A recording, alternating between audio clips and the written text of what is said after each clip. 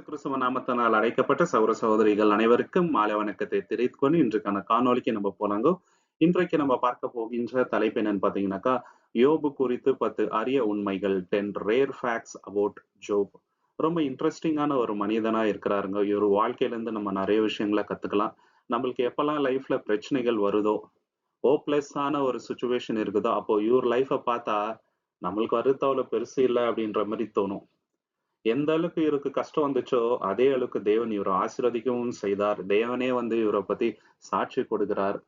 பழைய ஏற்பாடுல இருக்கின்ற விசுவாச வீரர்கள்ல இவர் ரொம்ப முக்கியமான ஒருத்தருங்க. இல்லைங்களா? அப்படிப்பட்ட வாழ்க்கையின் பாடங்களை இவர் வாழ்க்கையில இருந்து நம்ம கத்துக்கலாம். இவரை பத்தி இன்னும் ஆழமா இந்த ஒரு காணொளியில நம்ம வந்து பார்க்கலாங்க 10 விஷயங்கள. முதலாவது விஷயம் நம்ம பார்க்கும்போது, இவர் அவரோட வீட்டுக்கு ஒரு ஆசாரியர் போல இருந்தார். எப்படின்னும் போது, அவங்க பிள்ளைகள் ஒருத்தர் வீட்டிலேயே வந்து விருந்து வைப்பாங்க. இல்லைங்களா? பார்ட்டி வைப்பாங்க. அந்த சமயத்துல மனதளவுல கூட அவங்க தேவனுக்கு ஏதாவது தூஷணம் பண்ணியிருந்தா, அந்த பாவம் அவங்களுக்கு வராதபடிக்கு இவரு போயிட்டு தேவனுக்கு பலிய செலுத்துறாருங்க. அப்படிப்பட்ட ஒரு மனிதனா இவரு இருக்கிறாருங்க. இல்லைங்களா? நம்ம செய்கின்ற ஆக்ஷன்ஸ் மட்டும் இல்ல, இதயத்துல கூட தேவனுக்கு நம்ம பாவம் செய்யக்கூடாது அப்படின்ற எண்ணத்துல இத வந்து பண்றாரு அவரு. எப்படிப்பட்ட ஒரு மனிதனா இருக்கிறார் பாருங்க. யோபு 1ஆம் அதிகாரம் 5வது வசனத்துல, ஜோப் சாப்டர் 1:5ல நம்ம பார்க்கிறோம். விருந்து செய்கின்ற அவர்களுடைய நாள் முறை முடிந்த பின்பு யோபு, ஒருவேளை என் குமாரர் பாவம் செய்து தேவனை தங்கள் இதயத்திலே தூஷித்திருப்பார்கள் என்று சொல்லி அவர்களை அழைத்தனுப்பி பரிசுத்தப்படுத்தி அதிகாலமே எழுந்து அவர்கள் எல்லோருடைய இலக்கத்தின்படி எல்லாம் சர்வாங்க தகன பலியை செலுத்துவான். பாத்தீங்களா? அவங்கள வந்து பரிசுத்தமாக்கி அவங்களுக்காக சர்வாங்க தகன பலியை வந்து அவர் செலுத்துறாருங்க. இதே போல நோவா கூட பண்றாருங்க. நோவா அந்த பேழையை விட்டு வெளியே வந்த பின்பு ஃபர்ஸ்ட் என்ன பண்றாருனாக்கா, தேவனுக்காக ஒரு பலியை செலுத்துறார். ஆதியாகமம் 8ஆம் அதிகாரம் 20வது வசனத்துல, ஜெனசிஸ் சாப்டர் 8:20ல, அப்பொழுது நோவா கர்த்தருக்கு ஒரு பலிபீடம் கட்டி சுத்தமான சகல மிருகங்களையும் சுத்தமான சகல பறவைகளிலும் சிலவற்றை தெரிந்து கொண்டு அவைகளை பலிபீடத்தின் மேல் தகன பலியாக பலியிட்டான். பாத்தீங்களா? தேவனுக்காக ஒரு பலியை செலுத்துறார். இது வந்து அந்த காலகட்டத்துல ஒரு காமனான பிராக்டிஸா இருந்துச்சுங்க. ஆபிரகாம் கூட என்ன பண்றாருனாக்கா, ஒரு பலிபீடத்தை தேவனுக்காக உருவாக்குறாருங்க, பலி செலுத்தும்படி. ஆதியாகமம் 12ஆம் அதிகாரம் 7வது வசனத்துல இதை பத்தி பார்க்கலாம். ஜெனசிஸ் சாப்டர் 12:7ல கர்த்தர் ஆபிரகாமுக்கு தரிசனமாகி, உன் சந்ததிக்கு இந்த தேசத்தை கொடுப்பேன் என்றார். அப்பொழுது அவன் தனக்கு தரிசனமான கர்த்தருக்கு அங்கே ஒரு பலிபீடத்தை கட்டினான். பாத்தீங்களா? அந்த இடத்திலேயே தேவனுக்கு ஒரு பலிபீடத்தை கட்டினாருங்க. புதிய ஏற்பாடுல நம்ம பார்க்கும்போது, இனி ஆசாரிய ஊழியம் செய்வதற்கு நம்மளுக்கு ஒரு பிரதான ஆசிரியர் தேவையில்லை. ஏன்னா நமக்காக உத்தம பிரதான ஆசிரியராக இயேசு கிறிஸ்து இருக்கிறார். அவர் வந்து ஒரு ஆடோட ரத்தத்தையோ இல்ல ஒரு வெள்ளாட்டுக்கிடாவோட ரத்தத்தையோ கொண்டு போகணும். காளையின் ரத்தத்தை அவர் வந்து கொண்டு போகல. அவருடைய ஜீவனையே வந்து பலியாக தேவனுக்கு கொடுத்து நம்ம எல்லாரையும் வந்து மீட்டு கொண்டு இருக்கிறார். இன்னைக்கு வரைக்கும் அவர்தான் நமக்கு பிரதான ஆசாரியா இருக்கிறாருங்க சகோதர சகோதரி. எபிரேயர் 7ஆம் அதிகாரம் 27வது வசனம், ஈப்ரூஸ் சாப்டர் 7:27. அவர் பிரதான ஆசாரியர்கள் போல முன்பு சொந்த பாவங்களுக்காகவும் பின்பு ஜனங்களுடைய பாவங்களுக்காகவும் நாள்தோறும் பலியிட வேண்டுவதில்லை. ஏனெனில் தம்மை தாமே பலியிட்டதனாலே இதை ஒரே தரம் செய்து முடித்தார். பாத்தீங்களா? ஒரே பலி. இனிமேட்டு நம்ம பலியிட தேவையில்லைங்க. அதாவது ஒரு ஆடையோ மாடையோ பலி கொடுக்க தேவையே இல்லை. நான் ஒரே தரம் இயேசு கிறிஸ்து அவருடைய ஜீவ பலியாக கொடுத்ததுனால அவ்வளவு பெரிய ஆசீர்வாதத்துக்குள்ள இன்னைக்கு நம்ம வந்திருக்கிறோம். யோபு பற்றின 2 விஷயத்தை இங்க நம்ம பார்க்கலாம். முதலாவது விஷயம், அவர் எந்த காலகட்டத்துல வாழ்ந்தார் அப்படின்னாக்கா, இஸ்ரவேல் ஜனத்துக்கு தேவன் நியாயப்பிரமாணத்தை கொடுத்ததுக்கு முன்பாகவே அவர் வந்து வாழ்ந்த மனிதன். முற்பிதாக்களின் காலத்துல இருந்தவர். அவருக்கு என்னென்ன பலி செலுத்தணும் அப்படின்ட்டு தேவன் கட்டளை இடலைங்க. ஆனாலும் அவருக்கு மனசுக்கு ஏத்த விதமா பண்றாருங்க. இல்லைங்களா? தேவனுக்கு பலியை செலுத்தி அவங்க பிள்ளைகளுக்காக ஜெபம் பண்றாருங்க. தேவன் அவங்க பாவத்தை மன்னிக்கும்படி. 2வது விஷயம் நம்ம என்ன பார்க்கிறோம்னாக்கா, யோபு எதுக்காக பயந்தார் அப்படின்னாக்கா, வெளிரங்கமா செய்கின்ற பாவங்களுக்கு மட்டுமே கிடையாது. நம்ம மோஸ்ட் ஆஃப் தேம் எதுக்கு பயப்படுறோம்? நம்ம வெளிரங்கமா செய்கின்ற பாவத்துக்கு தாங்க. ஆனா உள்ள இருக்குது இல்லைங்களா? இதயத்துல நம்ம செய்கின்ற பாவம் ஒண்ணு இருக்குது, சிந்தையில. அதற்காகவும் யோபு வந்து பயந்து பலிகளை செலுத்துறானா, எந்த அளவுக்கு வந்து பரிசுத்தத்துக்கு அவரு முக்கியத்துவம் கொடுத்ததுன்றத இங்க நம்ம பார்க்கலாங்க. 2வது ஆச்சரியமான விஷயம் என்னன்னு பார்க்கும் பொழுது, சாத்தானால ஒண்ணுமே பண்ண முடியல. தேவன் பர்மிஷன் கொடுக்கிற வரைக்கும் சாத்தானால யோபுக்கு ஒண்ணுமே பண்ண முடியாது. எல்லாரும் என்ன நினைக்கிறாங்கன்னாக்கா, சாத்தானுக்கு ரொம்ப பவர் இருக்குது, அவர் நினைச்சா என்ன வேணா பண்ணலாம் அப்படின்ட்டு. இல்லங்க. தேவனோட பெர்மிஷன் இல்லாம தேவனுடைய பிள்ளைகள் மேல சாத்தான் ஒண்ணுமே பண்ண முடியாது இல்லைங்களா? நம்ம தலையில இருக்கிற முடிய கூட டச் பண்ண முடியாது. இதுதான் வந்து உண்மை.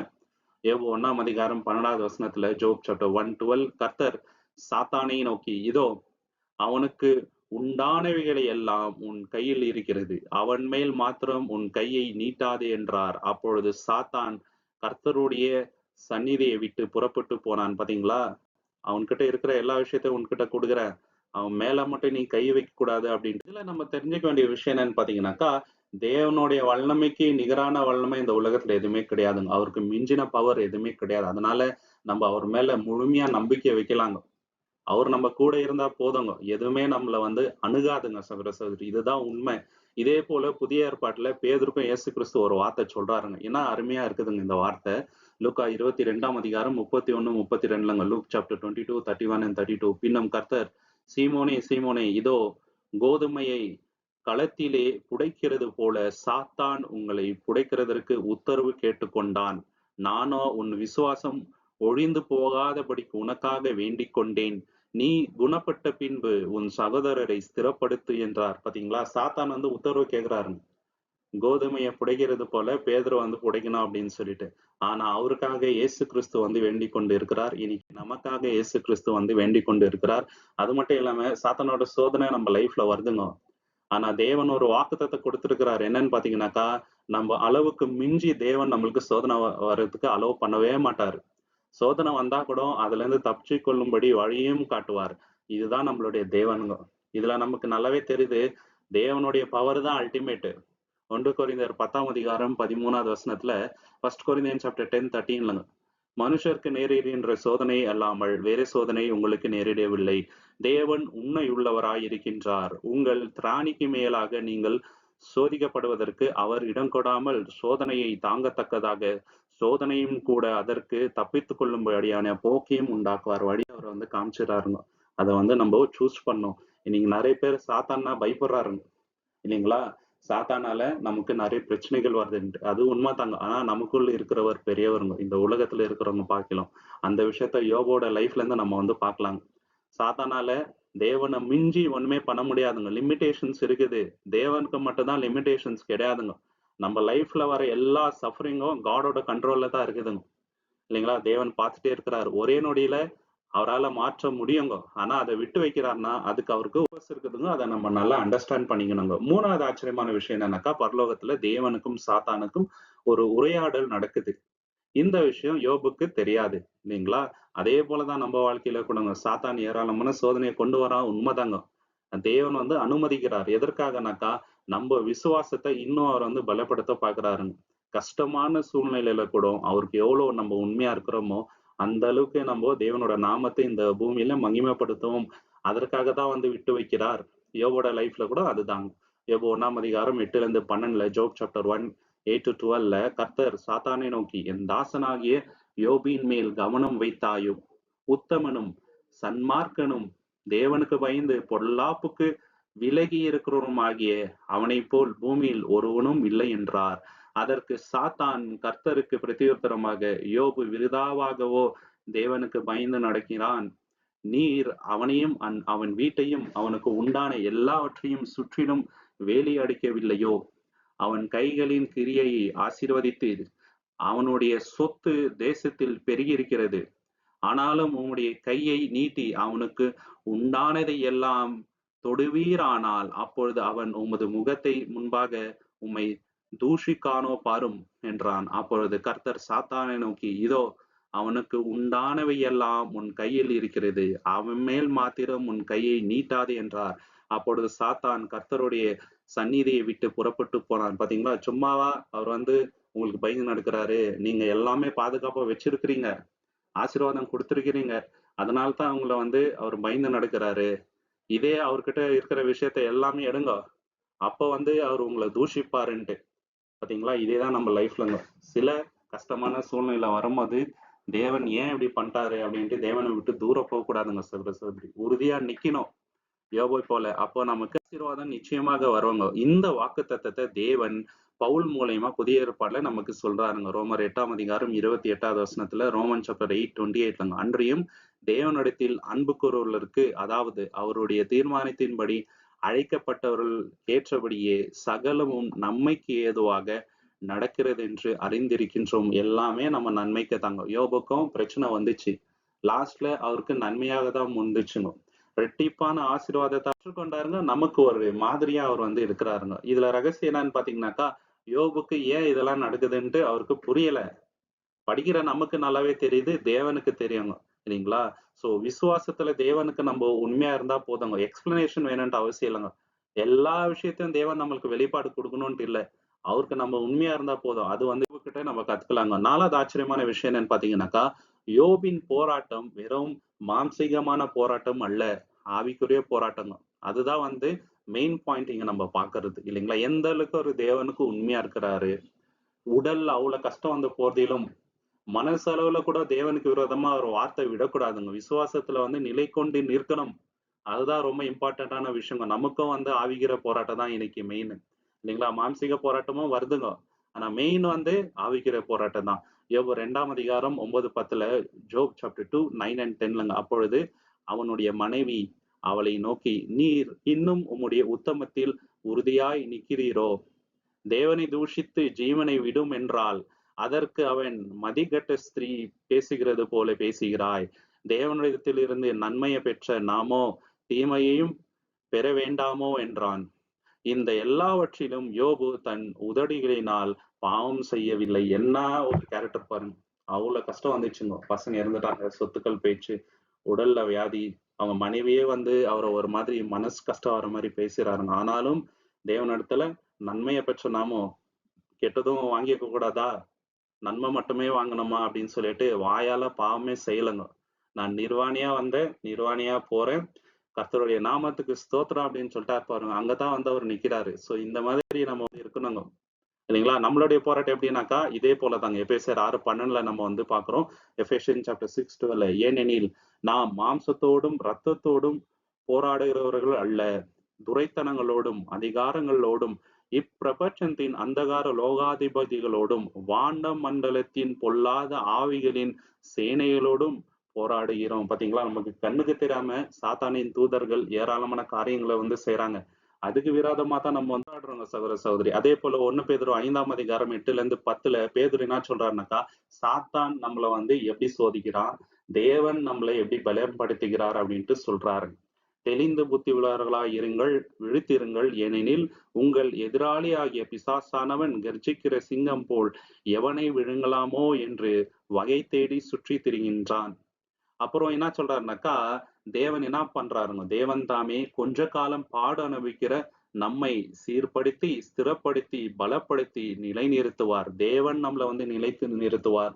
நம்ம பயப்பட வேண்டியது இல்லைங்க. அந்த சோதனையின் காலத்துல எந்த அளவுக்கு உறுதியா நம்ம நிக்கிறோமோ, தேவன் நம்மள வந்து ஸ்திரப்படுத்தும். உண்மைங்க சகோதர சகோதரி. யோபின் போராட்டம் வெறும் அவருக்கு உடல்ல வந்த அந்த பருக்கள் மாத்திரம் இல்ல.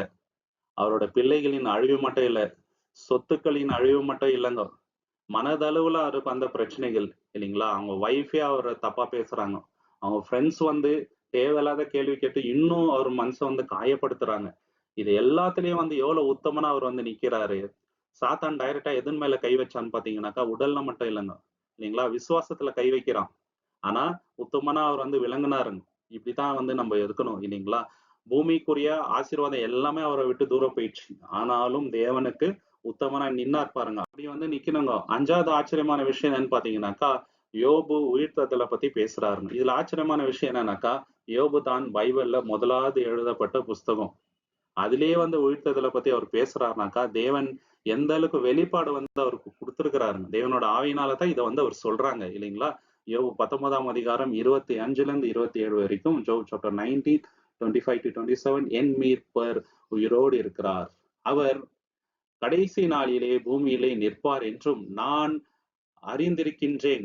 என் தோல் இப்படி அழிந்து போன பின்பு என் மாம்சத்தில் தேவனை காண்பேன்.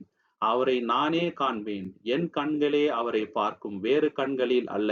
அதற்காக என் உள்ளத்திலே தவிக்கிறது. பாத்தீங்களா? இந்த மாம்சம் அழிந்து போனா கூட நான் வந்து என் தேவனை பார்ப்பேன் அப்படின்ற அந்த உறுதிப்பாடு அவர்கிட்ட இருக்குதுங்க. அதே போல நமக்கு எந்த அளவுக்கு உறுதிப்பாடு இருக்குது ரிசரக்ஷன் பத்தி. இயேசு கிறிஸ்து எவ்வளவு ஆழமா அதை பத்தி பேசினார் இல்லைங்களா? நமக்கு அதுல 100% நம்பிக்கை இருக்கணுங்க. நிறைய பேர் நம்புறது இல்லை. எப்படி நடக்கும்? பிராக்டிக்கலா இல்லையே. 1000 வருஷம் எத்தனையோ பேர் வந்து செத்து போயிட்டு இருக்கிறாங்க. மண்ணோட மண்ணா போயிருக்கிறாங்க. அடையாளம் தெரியாம வந்து அழிஞ்சு போயிருக்கிறாங்க. அவங்க எல்லாம் எப்படி எந்திச்சு வருவாங்கனாக்கா, 100% வருவாங்க. இல்லைங்களா? யோபுக்கு அந்த உறுதிப்பாடு இருந்துச்சுங்க. ஆச்சரியமான விஷயங்க இது.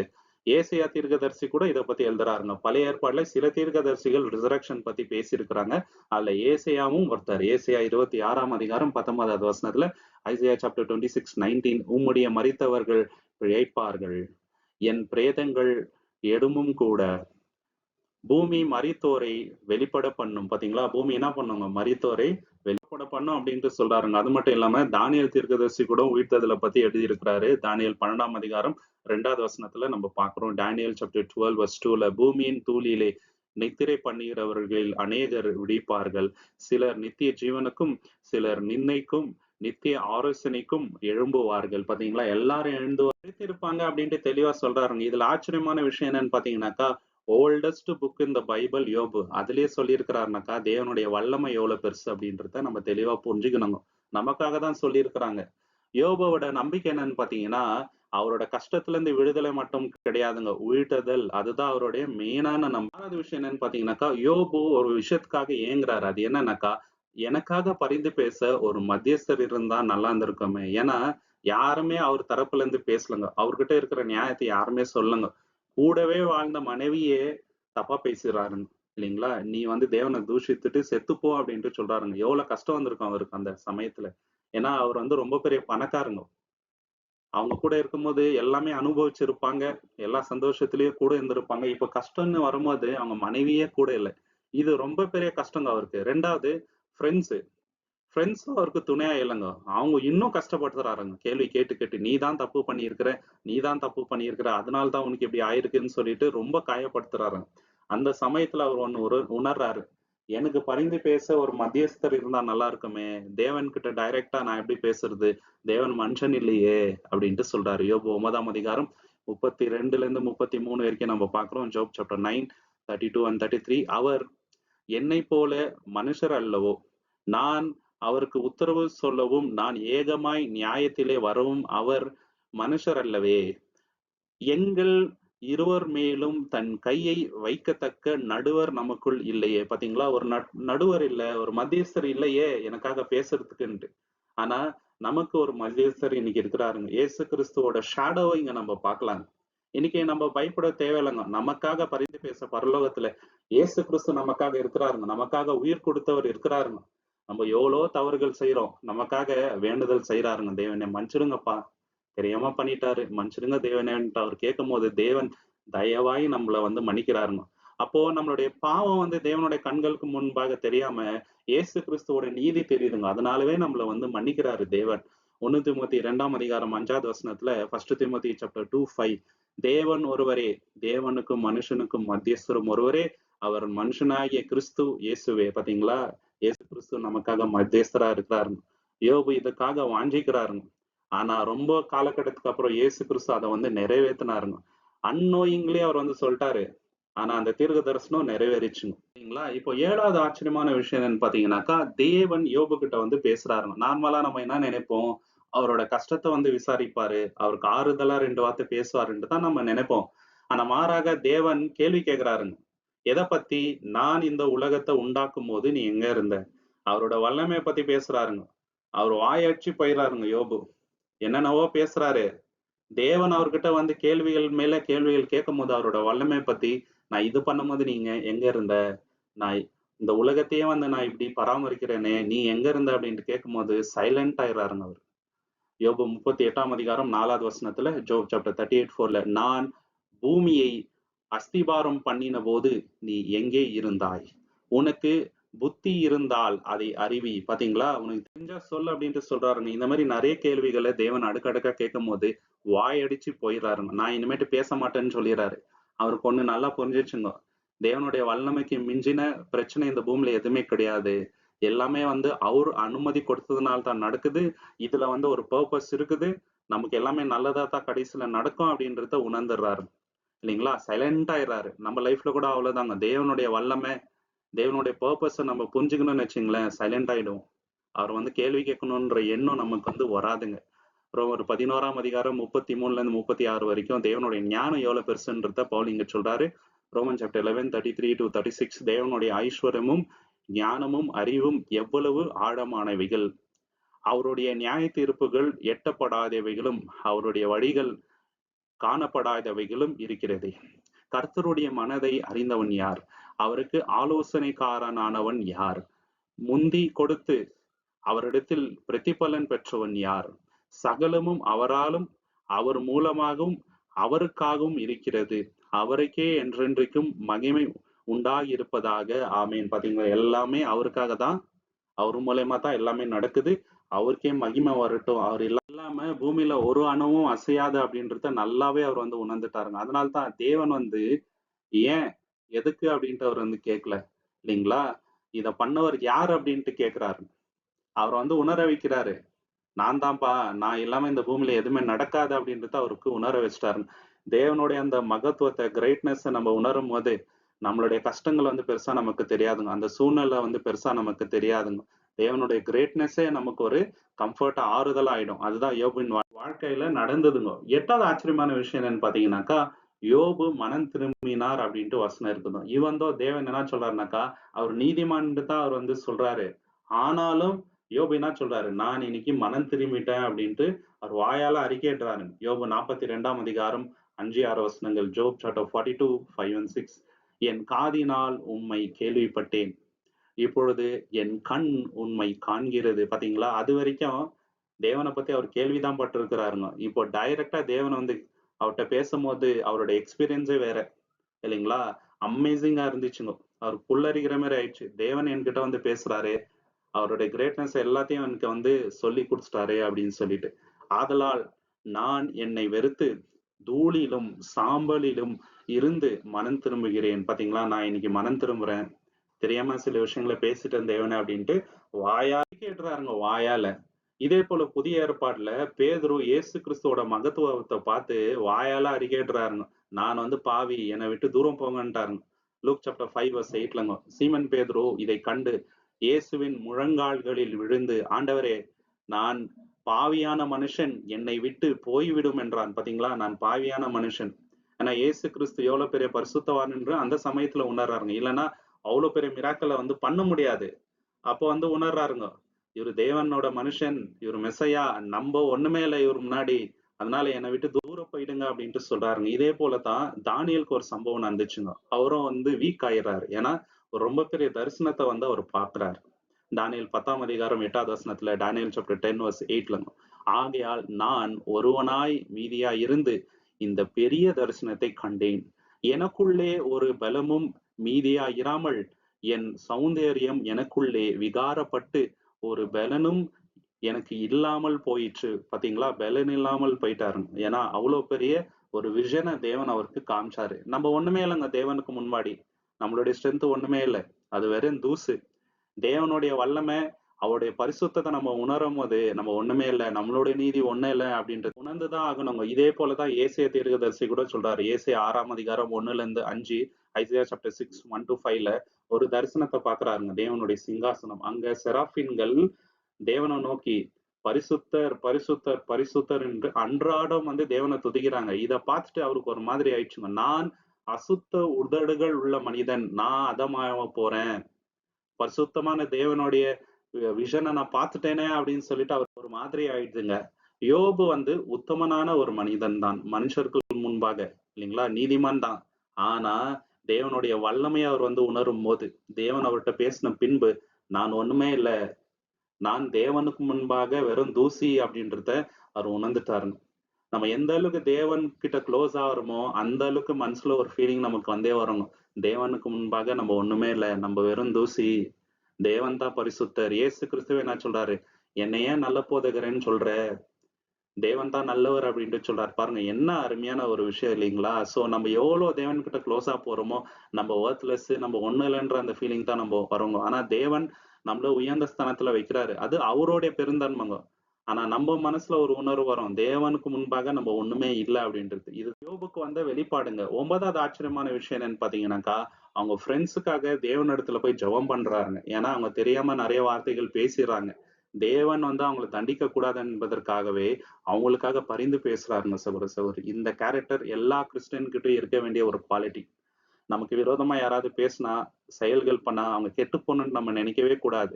இல்லைங்களா? இந்த கேரக்டருக்காகவே தேவன் என்ன பண்றாருனாக்கா, யோப இன்னும் பல மடங்கு ஆசீர்வதிக்கிறாருங்க சகோதர சகோதரி. யோபு 42ஆம் அதிகாரம் 10வது வசனம், ஜோப் சாப்டர் 42 வெர்ஸ் 10லங்க. யோபு தன் சிநேகிதனுக்காக வேண்டிக் கொள்ளும்போது, கர்த்தர் அவன் சிறையிருப்பை மாற்றினார். கர்த்தர் யோபுக்கு முன்னிருந்த எல்லாவற்றைக் காட்டிலும் ரெட்டிப்பாக தந்தார். எல்லாமே டபுள் டபுளா குடுக்குறாங்க சகோதர சகோதரி. ஏன்னா, அவர்கிட்ட இருந்த கேரக்டர் அப்படிங்க. மத்தேயு 5ஆம் அதிகாரம் 44ல இயேசு கிறிஸ்து நமக்கு என்ன சொல்றாருங்க?